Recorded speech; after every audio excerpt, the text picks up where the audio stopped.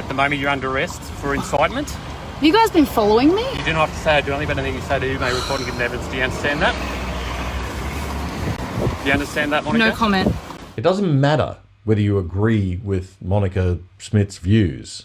I don't. It doesn't matter whether you like her as a person. I don't know her. It doesn't matter if you're the most far left-wing person on earth and you think she is a far right-wing nutjob. That was someone being arrested in Australia for a thought and speech crime. Australia cannot call itself a liberal democracy when this stuff happens.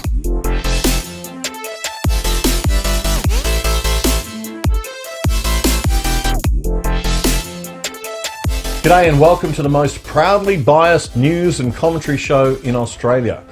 We are proudly here to balance the media landscape by presenting a look at the news from an intelligent, centre-right-leaning, classical liberal point of view, balancing the left-wing lens through which most of the rest of our media is filtered, and having a bit of a laugh along the way at all the nuttiness that surrounds us in the world's biggest authoritarian nanny state, pretending to be a liberal democracy.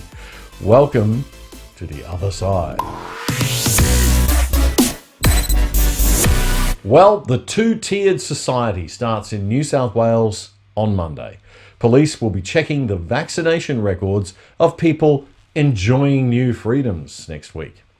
That's right, a small number of civil liberties and basic human rights will be returned to citizens, but only if you're double vaccinated. New South Wales Deputy Premier John Barilaro said police would monitor people's vaccination status from Monday. If you're fully vaccinated, you can leave home for an hour of recreation, which includes picnics with your household members. Thank you, Gladys. Thank you. This is what it means to have a Liberal government in 2021, protecting your liberty. And by that, they mean taking it away from you and handing it back bit by bit when you do what they say. Hooray! Okay, now more seriously, we're going to try to get to the bottom of the mainstream science as it stands today on COVID, on vaccines, and on what's going to happen next. And none of it justifies any kind of vaccine passports. I apologise to those of you who question the efficacy or safety of COVID vaccines. I know we have a lot of liberty-minded people who watch this show who do not like vaccines at all, and I respect your right to your opinion and your right to not be vaccinated. But we're just going to focus on the mainstream science right now because, believe me, that is complicated enough. And we need to know what the mainstream science is now saying because our media in Australia do a god-awful job of explaining it to us. Okay, so the guy who I think explains the mainstream view best and looks at the latest evidence every day is Dr. John Campbell, the YouTuber from the UK. For those of you who are listening on the podcast channels, you won't have the visuals of his charts and stuff, but he still explains things clearly enough for you to follow what's going on, I think. Now, these are the cases per day. So we noticed that Taiwan really has done remarkably well. I mean, Thailand has kept these cases down to virtually zero. They've actually managed to contain the Delta variant. New Zealand also looking promising at the moment. I think the jury's still out on New Zealand. We won't know for sure for a little while, but Australia, the genie is well and truly out of the bottle. Canada, slight increase. Netherlands went beautifully down with their vaccination programme there. And then Ireland is coming down as well with their vaccination programme. The United Kingdom, well, I'm afraid we are still going up gradually, as indeed is the United States. And as I've said repeatedly, I'm much more worried about the United States because of the low levels of vaccine than I am about the United Kingdom. Cases are just way up in Israel, way up in Israel. Okay, now, as we've discussed on the show before, case numbers are a bit misleading because it depends on how many tests are being carried out, of course. They can only show trends. The more important data is the number of people sick enough to be in hospital. Now, these numbers Dr. Campbell's about to show us are per million people. For those of you listening on the podcast, it goes up to about 250 per million for the United States. So it's all been evened out for population differences. Let's take a look. Now, this next one here is number of patients in hospital per million. So these are hospitalised. So again, this is pretty interesting the way this is panning out. So Netherlands, okay, good. Canada, low but increasing. Ireland, still increasing in Ireland, interestingly, still increasing. Moving up, the United Kingdom, hospitalisations are increasing.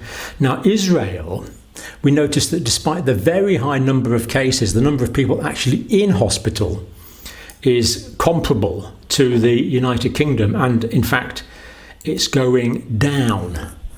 And this is partly because of the vaccination program that's already taken place in Israel. But perhaps more importantly, in Israel, they're now giving booster doses of vaccine, which is one approach. It's not necessarily the correct approach or the one that everyone's going to go for. It's an approach.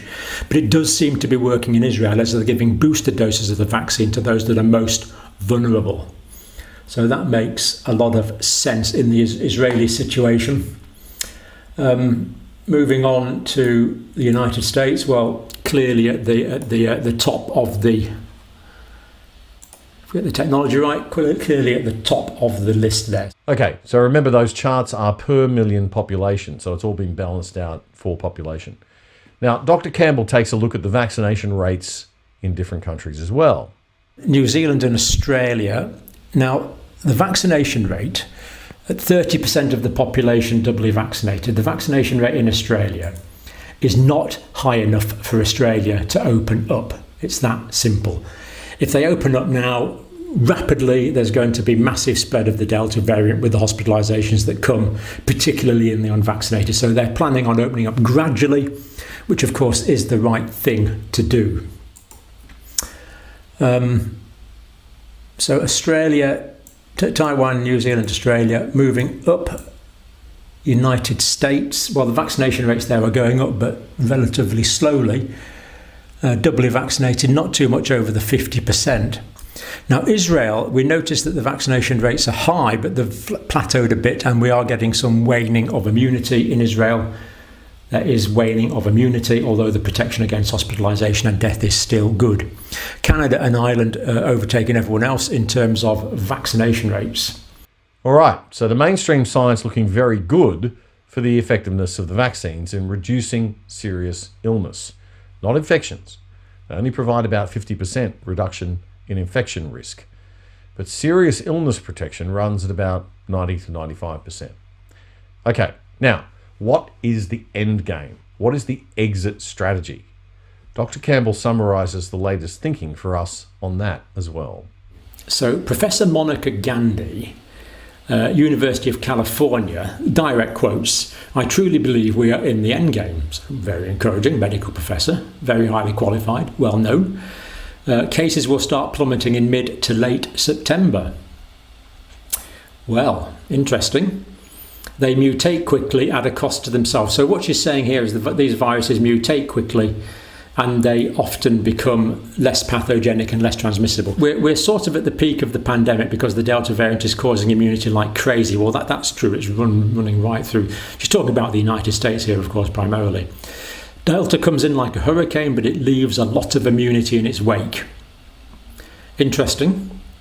So even although things are appalling at the moment, in the United States, people are becoming immune at a very, very fast rate. And that includes, we believe, greatly increased immunity for people that have been vaccinated and been exposed to the virus. And she says we're all going to get it now. What I believe Professor Gandhi means from this is everyone is going to get this virus.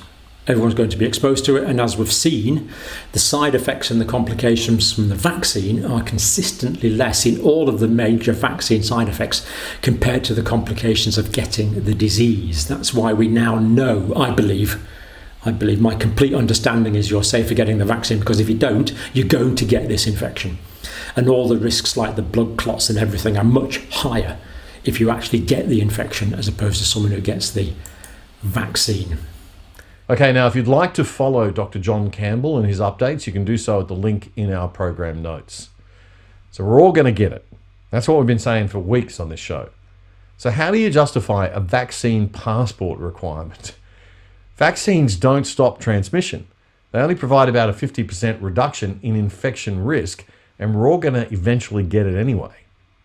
They do provide a 90 to 95% reduction in serious illness risk, thank God.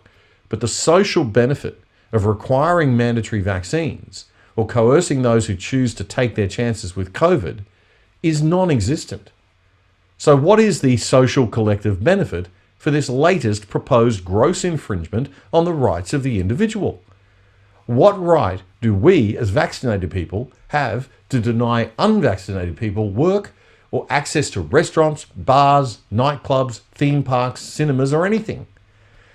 I asked that question on Twitter last week, and the best answer we got, the strongest argument for vaccine passports, was to coerce people to get vaccinated, so that if they get COVID, they won't stress out the hospital system. Okay, well, as my Twitter friend El Bastardo pointed out, we should then have a sugar passport, a drinking passport, a lack of exercise passport, a passport to protect us all and our collective health insurance pot of money from every health and lifestyle decision that anyone makes ever that we may disagree with.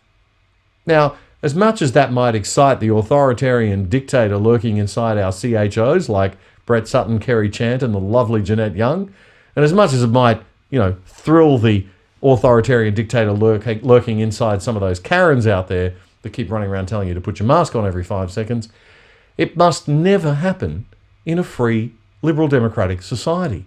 Sorry. And as for stressing out the hospital system, if our health bureaucrats had been doing their real jobs for the past 18 months, I'm talking about the bureaucrats, okay, and getting our hospital beds ready, creating more ICU units, getting necessary treatment equipment in place, getting makeshift emergency hospital facilities like the military have in place, importing and training more doctors into Australia, which would require standing up to the protection racket for doctors and specialists at the core of our medical system, but that's another story. If they had been doing all of that, then we would be ready by now for us to all be infected. If our federal health bureaucrats had been getting their act together on vaccine purchasing and rollout, then we would be ready by now for us to all be infected, because all of us who want to would have been vaccinated by now. But no, they haven't been doing their jobs, so we're not. They've been playing politics and power tripping and making silly rules up and putting people in jail and arresting pregnant women in their house. Let me go on and on and on. And so the hardworking doctors and nurses at the front lines suffer, and so do we. Locked down, livelihoods and lives being destroyed to protect their government incompetence. So the only justification for vaccine passports is to save their backsides politically. Well, guys and ladies, the answer is no. There are still enough of us who care about the right to some tiny bit of privacy in this digital age to push back. And we will.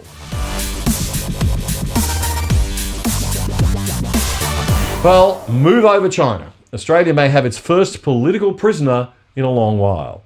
Tuesday last week, a 33-year-old Melbourne political activist by the name of Monica Smith was arrested for incitement. Ms. Schmidt launched an organisation last year called Reignite Democracy Australia to fight, quote, the Victorian government's handling of the COVID pandemic and all of the infringements of civil liberties that have gone along with that. Last Tuesday, she was arrested near her home in Brighton, in Melbourne. She filmed it for as long as she could. I've just been pulled over by the cops, probably because I'm outside of my 5Ks, but we'll see what happens. So I just thought I'd put the live stream on just in case.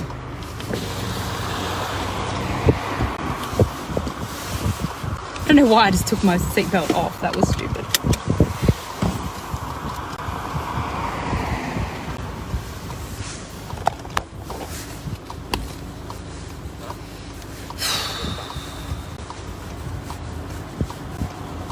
Hello, Monica. Hi. How are you doing? Good, you?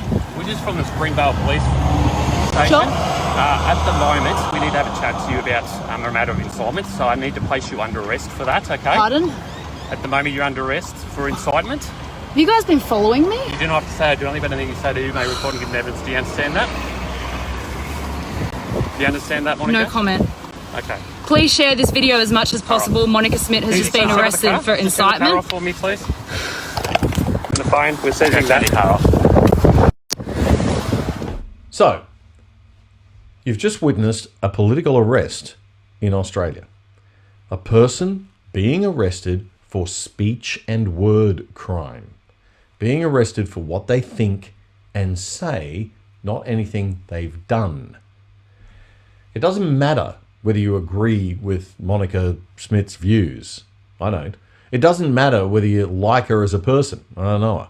It doesn't matter if you're the most far left-wing person on earth and you think she is a far right-wing nutjob. That was someone being arrested in Australia for a thought and speech crime. Australia cannot call itself a liberal democracy when this stuff happens. Now, I'm making no comment on the guilt or innocence of the person accused in this case. That is for the courts to decide in accordance with the law, and that process is underway.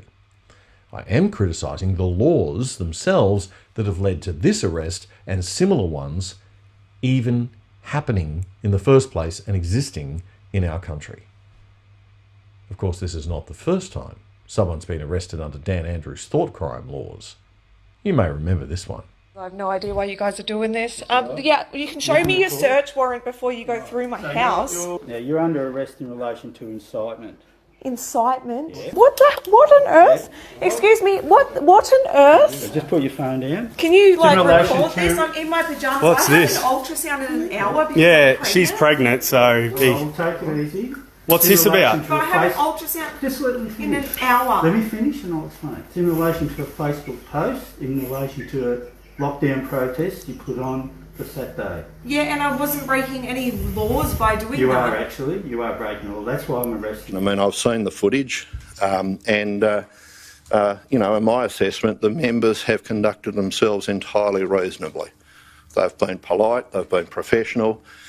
When the individual indicated that she might be late for an appointment at the hospital, our members actually contacted the hospital and made arrangements for an alternate appointment. So our members did everything that they could to both secure their safety and the safety of the people involved, but also to assist this individual with her concerns about, we understand it was a checkup. They arrested a pregnant woman in front of her kids in her own home and used handcuffs. Let's let that sink in for a minute. Handcuffs in front of her toddlers on a pregnant woman. Like, what's she going to do? Excellent use of police discretion there, justified by a bureaucrat spinning the weakest case for appalling policing I think I've ever heard. But bureaucrats are great at that. It's the 1-year anniversary of that delightful moment in Australia's political history. And no, we're not going to forget it, Dan Andrews. Zoe Lee Buhler can't forget it either, because she is still facing criminal charges, all for writing something on Facebook. And next week, we'll be getting an update on her case. But I digress. Back to that other alleged thought criminal, Monica Schmidt. After her arrest, Monica was charged with 2 counts of incitement. The charges were in relation to protests held in Melbourne on August 11 and 21. She is alleged to have posted stuff online calling for people to attend the rallies and bring their friends. Oh dear. The Australian newspaper reports that police told the Melbourne Magistrates Court on Wednesday that Reignite Democracy Australia, and as such, the accused, is one of the largest encouragers of the protests being held in breach of lockdown restrictions. Because as we know, protesting is not allowed in Australia anymore, even if the thing you're protesting against is not being allowed to protest. Ms. Schmidt was offered bail when she appeared in court the next day, but here's the really troubling bit for those of us who still regard political freedom as an important principle in Australia. One of the conditions of that bail was reportedly that she shut down her group, Reignite Democracy Australia. Now stop and think about that for a minute. The police, empowered by state of emergency laws and health regulations introduced by Labor's Dan Andrews government in Victoria, have arrested a woman on charges of inciting a protest for stuff she said online. The Crown Prosecutor has then made it a condition of her bail that she stop freely expressing her political views. What have we become? Like I said, I don't agree with a lot of what this woman says, but since when do we arrest people for what they think and say in Australia? And if this is how we treat someone who's saying stuff that isn't really that politically contentious, let's face it, how would we treat someone who is really challenging the government? Monica refused to sign that document, so that means she remains in jail. In a social media post, Monica said she'd rather be in prison with no rights than willingly sign them away. And her parents described her as a political prisoner.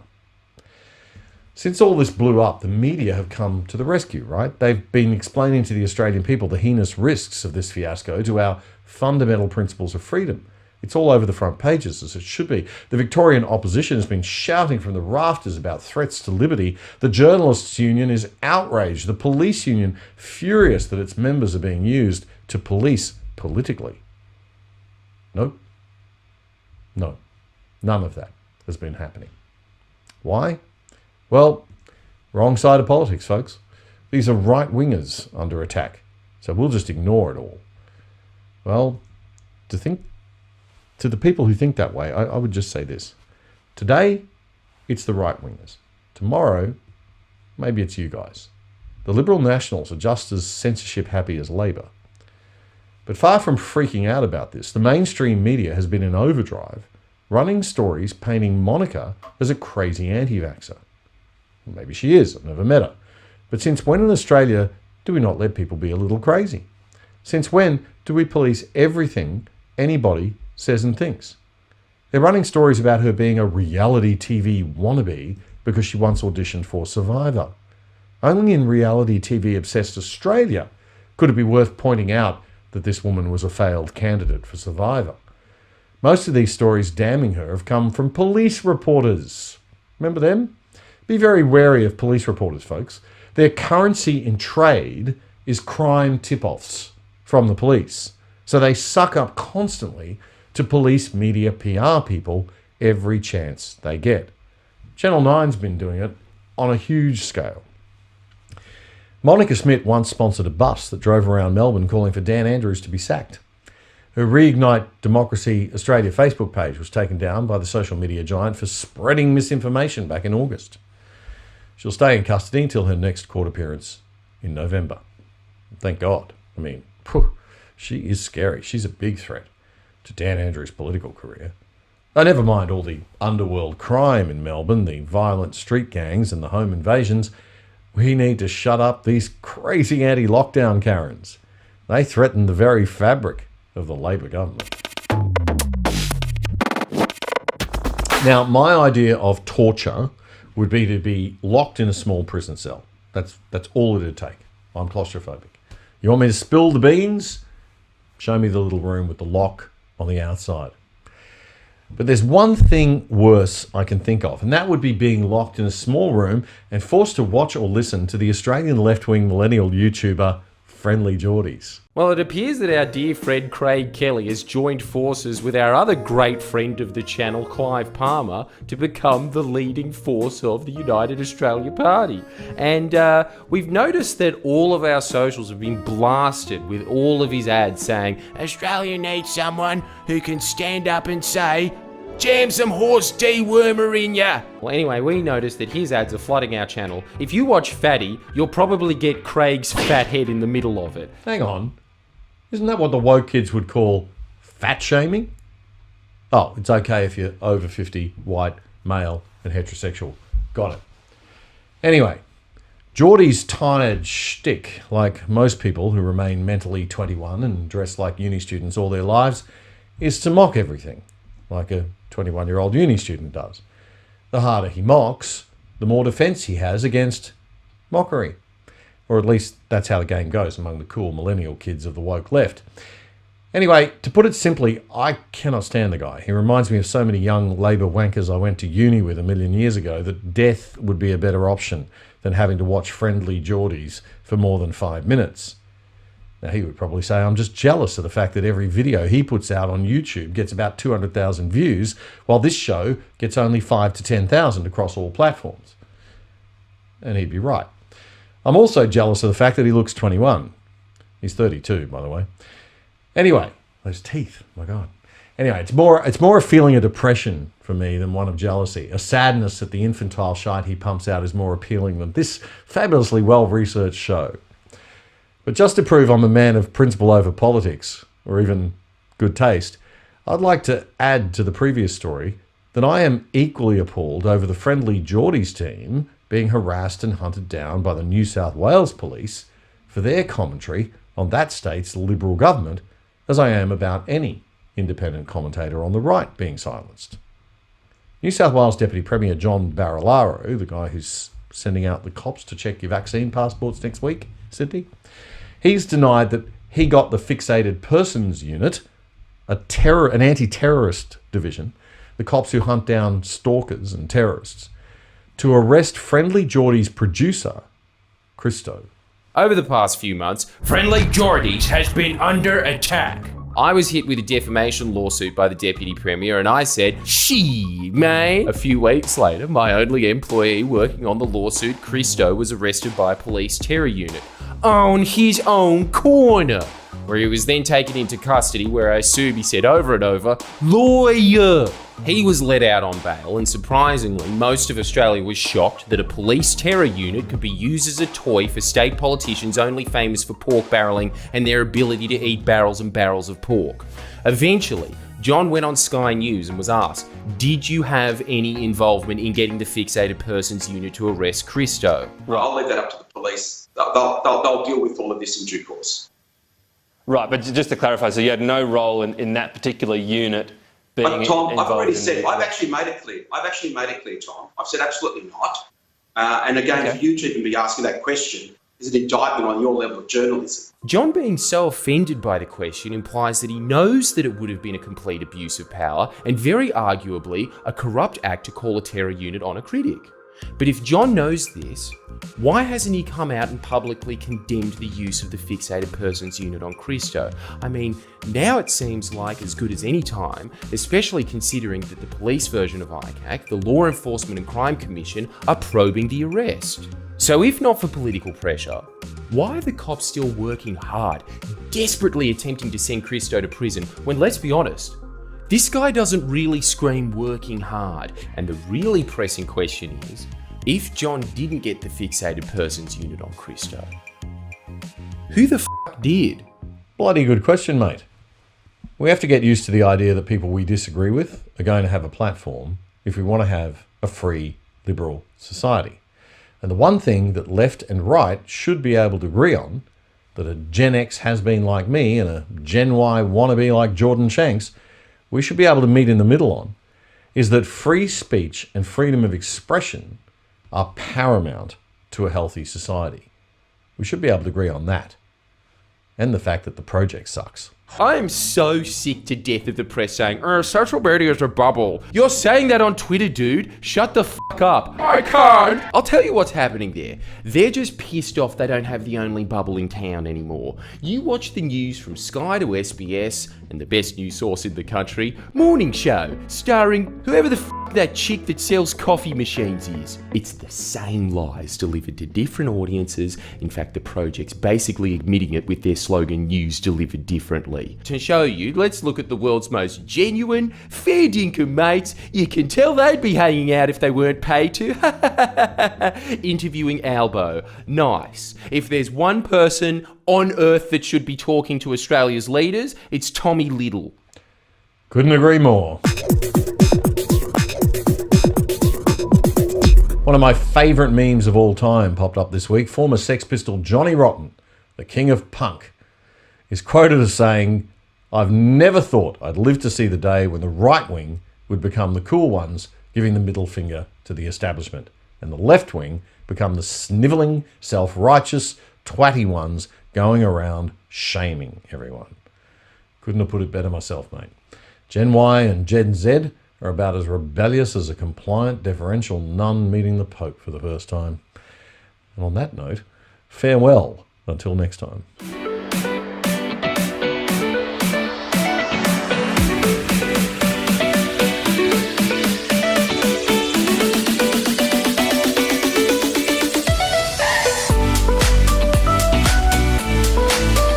Hi, this is Damien Curry. If you enjoyed this episode of The Other Side Australia, the best way that you can support us is by telling your friends about the show and liking, sharing and subscribing, including hitting the bell on all our platforms.